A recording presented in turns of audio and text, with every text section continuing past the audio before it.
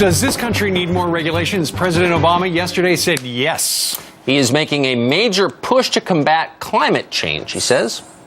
I'm directing the Environmental Protection Agency to put an end to the limitless dumping of carbon pollution from our power plants and complete new pollution standards for both new and existing power plants. What you'll hear from the special interests and their allies in Congress is that this will kill jobs and crush the economy and basically end American free enterprise as we know it.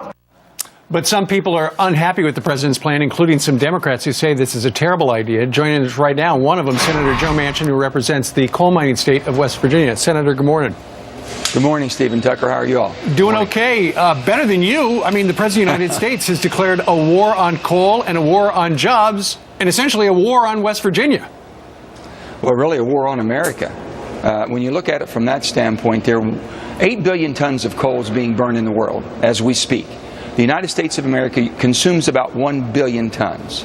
Now, what's going to happen to the other 7 billion tons? What's going to happen to the countries that are consuming and using 7 billion, and it's increasing rapidly? Nothing's being done there. We have done more to clean up the environment than ever in the last 2 decades, and there's more that can be done. The president's looking at some scientists and whoever's advising him, trying to meet standards that haven't even been perfected because the government hasn't worked with the private industry to perfect the technologies. We do have technologies that can help tremendously. We're caught in between right now. We have older plants, coal-fired plants, that would be retrofitted, but if they try to retrofit them, they have to meet standards that are unobtainable. Right. So you know what they do? Nothing. So they can't become cleaner because of government regulation. So, by the way, there's no scientific consensus on the degree to which we can stop or slow climate change, no matter what the president says. That's ridiculous. What do you think of his description of you and the coal industry as, quote, special interests, whereas the renewable people, solar, wind, who take tons of government subsidies, they're not special interests? Well, the president and the leadership of this administration has to realize that they're the leaders of all 300+ million of us. All 50 states are involved here. And we're all looking to be part of this great economy, a great society, and this great democracy. And we need some leadership that really brings us all in, and rather than dividing us apart. You know, I'm not a scientist, but I don't believe that the wind currents or the ocean currents begin or end right over America. If that's the case, then we only burn 1/8 of the consuming 1/8 of the coal that's burnt in the world. Yeah. How are we all to blame, and why are we taking the hit that we're going to be taking? Why is this economy going to be taking this hit? Why are jobs going to be lost? And they will be lost, no matter what. And here's the other thing. To both Stephen Tucker, you know, even the EIA, which is the energy department that the president, his administration, they're saying that they're depending on coal up through 2040 for about 35% of the energy. How are they going to replace it? Yeah. What are they going to do?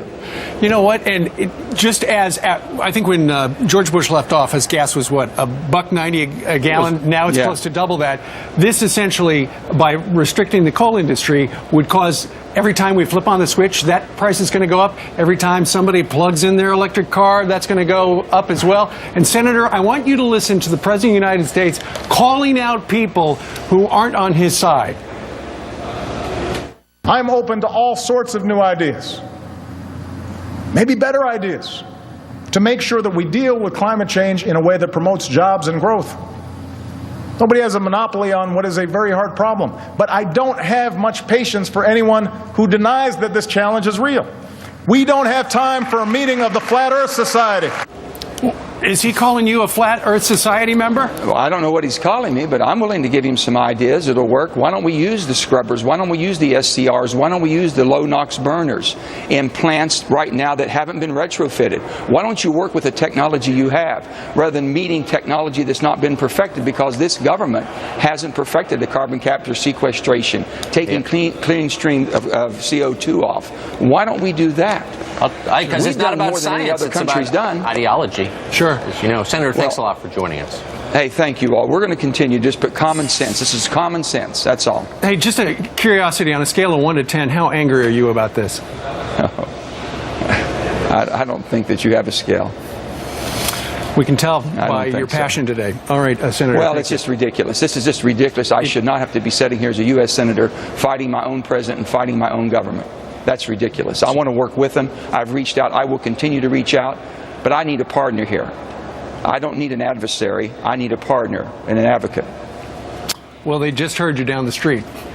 Senator, thank you. Okay. Thank you. It is crazy. Great question. I don't think you have a scale.